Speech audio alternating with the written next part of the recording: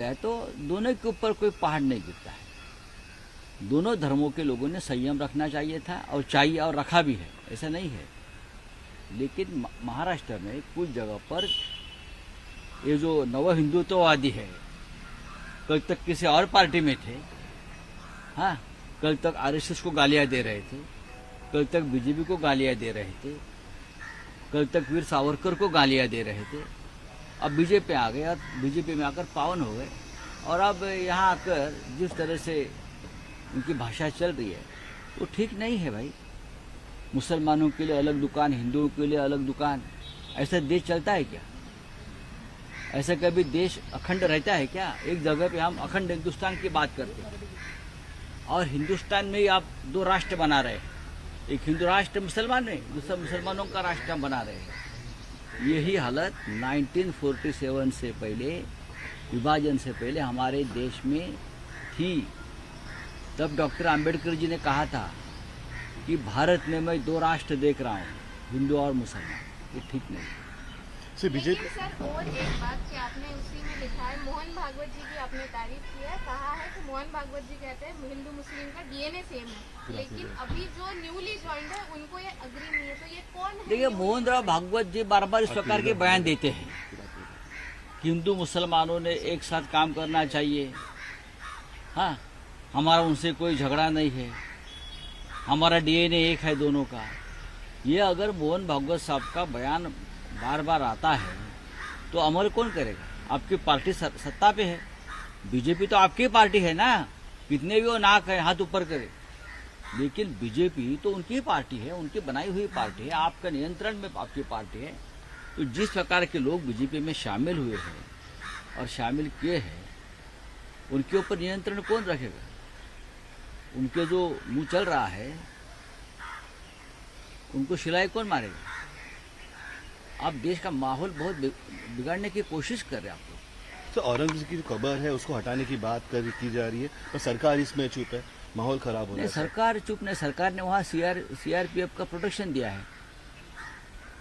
सरकार ने उनको कब्र बचाने के लिए अपने ही लोगों से प्रोटेक्शन दिया, अच्छी बात है। ये सरकारी मामला है, उसका ऊपर कोई व्यक्तिगत टिप्पणी करना ठीक नहीं। ये सरकारी मामला है, ये लॉ एंड ऑर्डर का मामला है। तो देवेंद्र फडणवीस जी देखेंगे और अमित शाह जी देखेंगे, दोनों का मामला है। बीजेपी के कुछ नेता है वो हलाल, झटका और मल्हार पे राजनीति खेल रहे हैं, जहाँ पे नासिक में विरोध किया जा रहा है इस चीज को लेकर। सर देखिए, सब जगह पे विरोध हो रहा है। मैं तो ये बोल रहा हूँ ना, हिंदुओं के लिए अलग दुकान मटन का और मुसलमानों के लिए अलग। ये क्या है चलाया देश में तमाशा? आप लोगों ने क्या चलाया तमाशा? अरे महाराष्ट्र में 2 सालों में 3000 से ज्यादा किसानों ने आत्महत्या की है। आप देखो, कल भी एक बुल्ढाना में एक किसान ने आत्महत्या की। 3000 के लगभग किसान अगर आत्महत्या करते हैं महाराष्ट्र में, और आप हलाल और झटका पे बात कर रहे हो, हाँ, ये कौन सा देश चला रहे आप? बेरोजगार आत्महत्या कर रहे हैं, महिलाएं आत्महत्या कर रही है। कौन सा देश चल रहा है? ये हिंदू मुसलमान करने से ये सब समस्या खत्म हो जाएगी क्या? सर, यूपी में इनडायरेक्टली हिंदू माफियाज को सपोर्ट कर रहा है गवर्नमेंट, ऐसा आपने आज सामना के बीच में भी लिखा है।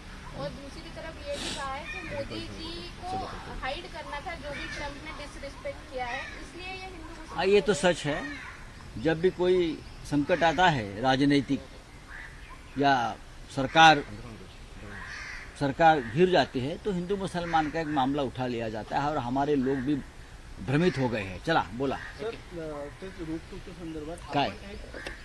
आपण एक संज्ञा मांडलेली आहे की 2 राष्ट्रांमध्ये हिंदू पाकिस्तान निर्माण होईल, असं पुढच्या 10 वर्षात किंवा मागच्या 10 वर्षात देश विघटला जातोय, एक 2 तुकड्यामध्ये हे करा. काय नेमकं म्हणायचं, कोणत्या गोष्टीवरून आपल्याला असं वाटतं की तुम्हालाही वाटलं पाहिजे हा देश विभाजनाकडे चाललेला आहे? 1947 च्या आधीची परिस्थिती आणि आता त्या परिस्थितीमध्ये मला फार फरक दिसत नाही, आम्हाला सगळ्यांनाच. जेव्हा पाकिस्तान निर्माण होत होता तेव्हा या देशामध्ये काही लोकांनी ही परिस्थिती निर्माण केली. दुसरी महत्त्वाची गोष्ट अशी आहे, तेव्हा पंडित नेहरू म्हणाले होते, जेव्हा देश फाळणी झाली आणि धर्माच्या आधारावर पाकिस्तान निर्माण झाला, तेव्हा पंडित नेहरूंचं म्हणणं होतं की भारताचं मी हिंदू पाकिस्तान होऊ देणार नाही.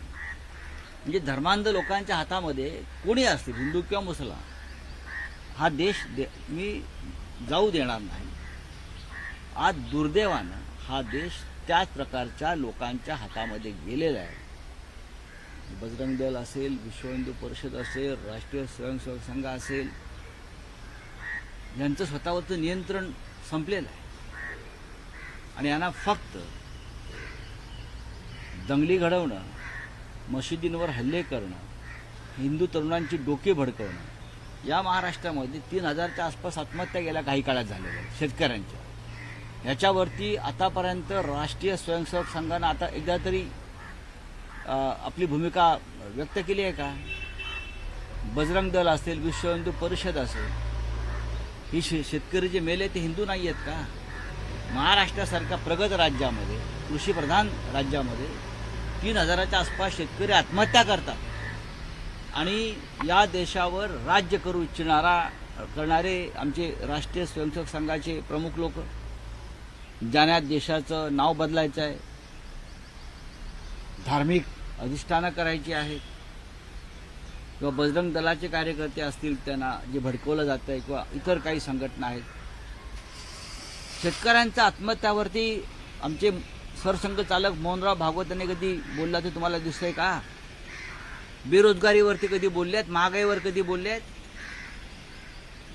शिवसेना हिंदुत्ववादी संघटना आहे, पक्ष आहे.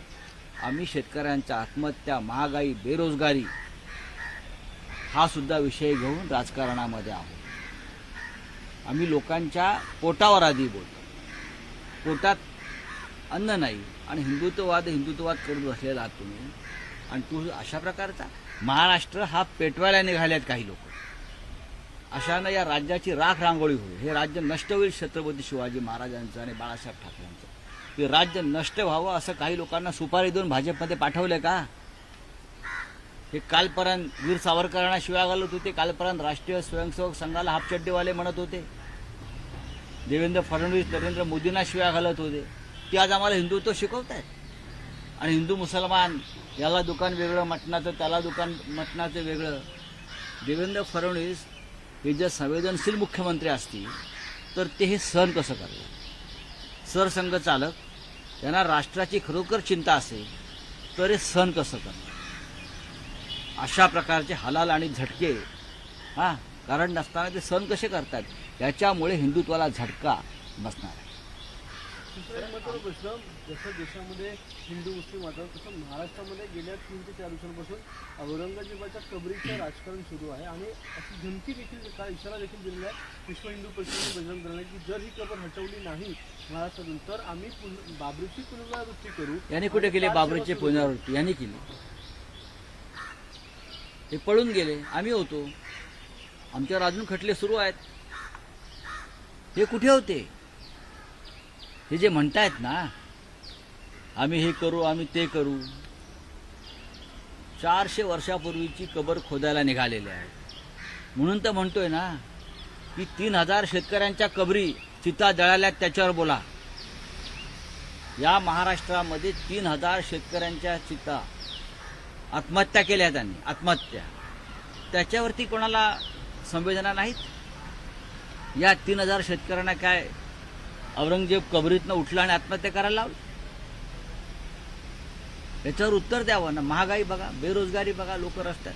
या बेरोजगार मुलांच्या डोक्यामध्ये हे फालतू बरं का धर्मांधता भरवून त्यांना दंगलखोर बनवलं जातं. काश्मीरमधला तरुण दंगलखोर का झाला? त्याच्या हातात दगड का आले? कारण त्याच्या हाताला काम नव्हतं, म्हणून तो दंगलखोर झाला. आज दुर्दैवानं या महाराष्ट्रामध्ये तीच परिस्थिती मला दिसते आहे.